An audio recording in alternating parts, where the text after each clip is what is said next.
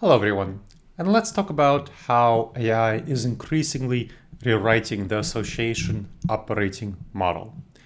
A new report from Stanford HAI, so it's HAI report, shows that capabilities in AI are increasing faster than governance. Governance in terms of government policy and in terms of organizational policies. So most governments are struggling to process this rapid change, and so there's a growing gap between tech growth and global safety. And the same is happening at organizational level, including in associations, with AI adoption outpacing and AI capabilities outpacing association governance. So association leaders need to really think about effective governance and effective policy for AI, even as its capabilities are increasing. And their policy on AI must keep pace with increasing AI capabilities. Now, we know that AI is powerful in associations. For example, peer-reviewed research from AI models over a year ago shows that customer support productivity rises by 14%. And so, same idea for member support for associations, and that's with models older than a year. So of course, newer models are better.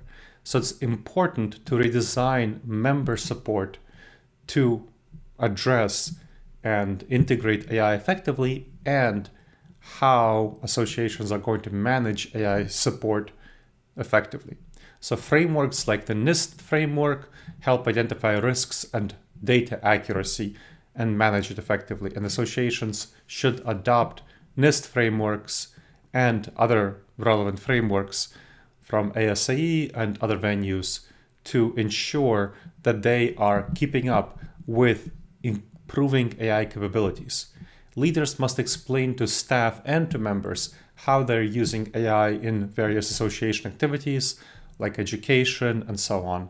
Associations need to set the standards for their entire professional field, and association leaders as executives must demonstrate this. I'll tell you about a mid-sized national association I worked with, where we mapped high-friction workflows for a dozen local chapters. We built prompt libraries so staff and volunteers could cut daily drafting time. We have simple playbooks for chapter leaders to give them much more confidence, and of course, good AI governance with review standards to produce high-quality member content. And so our strategy enabled high-quality execution without taking risks. And so you want to think about what's happening in the future with AI getting better and better and AI governance policy needing to keep up for association. Success depends on staying ahead of the curve and adapting your governance policy to increasing AI capabilities. Early adopters need to set the terms of trust for the people they serve, and practical experimentation will build a strong competitive advantage. And you need to experiment and make sure that you adopt your AI policy to what the results of your experiments show as the growing AI capabilities.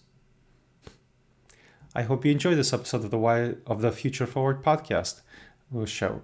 Please make sure to subscribe to the show wherever you checked it out and leave a review. It helps others discover the show and helps us improve the show. And if you have any questions, please email me at gleb, Gleb, at disasteravoidanceexperts.com.